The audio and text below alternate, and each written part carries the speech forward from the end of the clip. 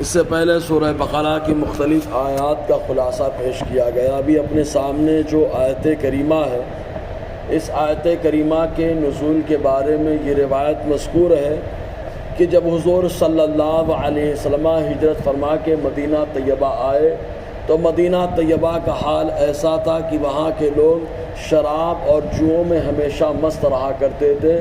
بڑا خطرناک ماحول بنا ہوا تھا۔ شراب کا نشہ کرتے، گالیاں دیتے، شراب کا نشہ کرتے، جھگڑے کرتے، جوا کھیلتے، مال برباد کرتے، ایک دوسرے کا حق مارتے، یہ ماحول بنا ہوا تھا۔ تو دو صحابی حضور صلی اللہ علیہ وسلم کی بارگاہ میں آئے۔ پہلے صحابی حضرت عمر رضی اللہ تعالی عنہ، جنہوں نے کبھی شراب کو ہاتھ نہ لگایا، نہ ایمان لانے سے پہلے اور نہ ایمان لانے کے بعد، اور دوسرے صحابی حضرت معاذ ابن جبل رضی اللہ تعالی، حضرت سعد ابن معاذ رضی اللہ تعالی عنہ آئے اور آ کر کے آقا علیہ السلام کی بارگاہ میں عرض کیا، اے اللہ کے حبیب صلی اللہ علیہ وسلم، ان دونوں کے تعلق سے کوئی حکم جو ہے عطا فرما دے۔ آقا علیہ السلام خاموش ہی تھے کہ اللہ تبارک و تعالیٰ نے بلبل سدرہ حضرت جبرائیل علیہ السلام کو بھیجا، وہ آئے اور آ کر کے اس آیت کریمہ کو پیش فرمایا، جس میں یہ کہا گیا کہ جواں اور شراب جو ہے یہ اس کے اندر بڑا گناہ ہے۔ ہاں لوگوں کے لیے تھوڑا فائدہ ہو سکتا ہے، لیکن جو اس کا گناہ ہے فائدے سے بھی زیادہ خطرناک ہے۔ اس کی وجہ یہ ہے کہ جو چیز کی لوگوں کو عادت ہو اکٹھا وہ چھوڑتے نہیں ہے۔ تو شراب کو اللہ تبارک و تعالیٰ نے اسٹیپ بائی اسٹیپ جو ہے شراب کی حرمت کو نازل فرمایا۔ سب سے پہلے یہ آیت نازل فرمائی جس میں بتایا گیا کہ اس کا گناہ جو ہے، اس کا نفع اس کے گناہ اس کے نفع سے بڑا ہے۔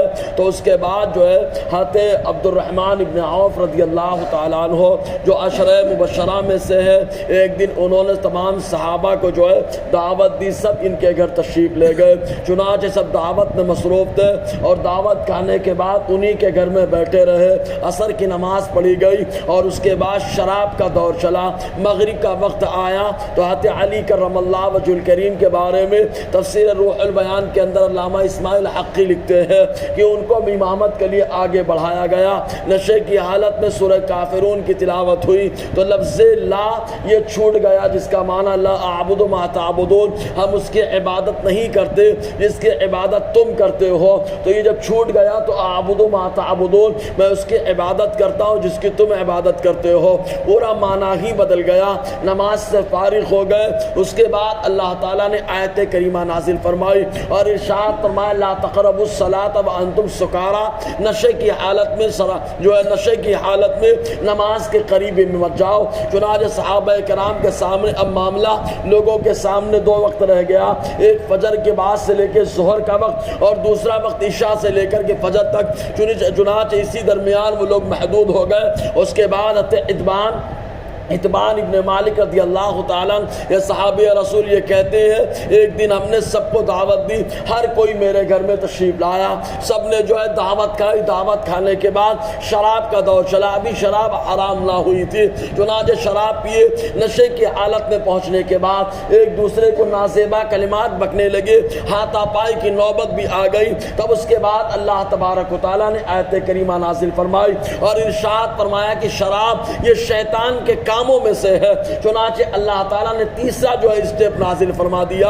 اس کے بعد انس ابن مالک رضی اللہ تعالیٰ عنہ بیان فرماتے ہیں ایک دن میرے والد نے تمام صحابہ کو جو ہے دعوت دی، ہر کوئی میرے گھر میں آیا اور آنے کے بعد کھانا پینا کھا کر فارغ ہوئے اور نشے میں لوگ لگ گئے۔ اسی دوران اللہ کے رسول صلی اللہ علیہ وسلم نے ایک ندا کرنے والے، پکارنے والے کو اعلان کے طور پر بھیجا کہ مدینے کی گلیوں میں اعلان کر دو کہ اللہ تبارک و تعالیٰ نے شراب کو حرام فرما دیا ہے۔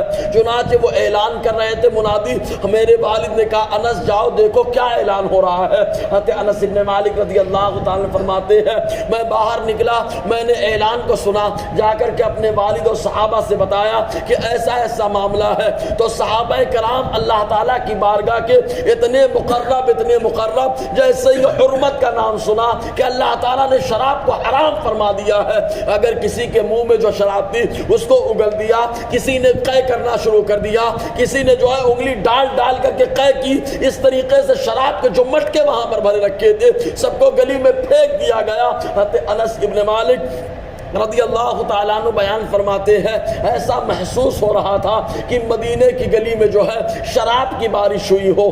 اس طریقے سے صحابہ نے سب کچھ پھینک دیا. تو اللہ تبارک و تعالیٰ ارشاد فرماتا ہے یسألونک عن الخمر والمیسر، محبوب کی آج سے پوچھتے ہیں شراب اور جوئے کے تعلق سے. تو کئی اسٹیپ میں اللہ تعالیٰ نے شراب کو حرام فرما دیا. یہاں ایک بات اور حضرت عبداللہ ابن عباس رضی اللہ تعالیٰ عنہما بیان فرماتے ہیں صحابہ کرام نے حضور صلی اللہ علیہ وسلم سے کچھ اہم معاملات پہ 13 سوالات کیے تھے.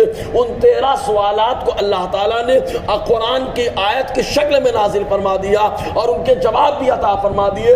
اس سے صحابہ کرام کی عظمت اجاگر ہو جاتی ہے کہ کن لوگوں نے سوال کیا اور اللہ تعالیٰ نے قرآن میں ان کو جواب بھی عطا فرما دیا اور ان کے احسان کو امت کے اوپر اللہ تعالیٰ نے جو ہے شمار کرا دیا. بہرحال انشاءاللہ اور آگے گفتگو رہے گی. اللہ تعالیٰ ہم سب کو فیضان قرآن برکات قرآن سے مالا مال فرمائے.